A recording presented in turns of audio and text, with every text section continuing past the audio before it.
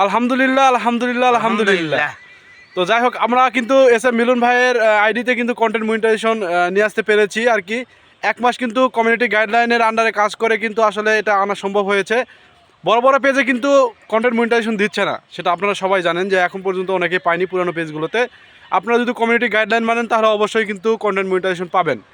তো আমি একটা ভিডিওতে প্রকাশ করেছিলাম, তো আমাদের এস এম মিলন ভাইয়ের কাছ থেকে কিছু শুনি। ভাই কী অবস্থা বলেন? আলহামদুলিল্লাহ, আজ 8 মে অবশেষে আমিও পেয়ে গেলাম সোনার হরিণ কন্টেন্ট মনিটাইজ।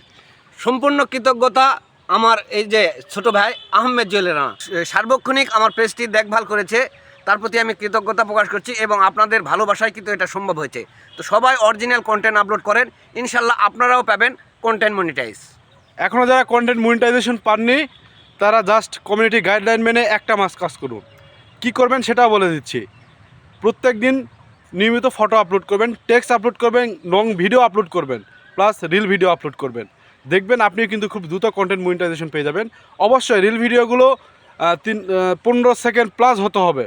আর আপনি অবশ্যই লং ভিডিও একটা করে মাস্টলি সারার চেষ্টা করবেন। একটা মাস কষ্ট করে দেখুন, আপনিও সফলতা পাবেন। ভালো থাকুন, সুস্থ থাকুন, দোয়া রইল। আল্লাহ হাফেজ। ইনশাল্লাহ, কৃতজ্ঞতা ফেসবুক টিমের কাছে।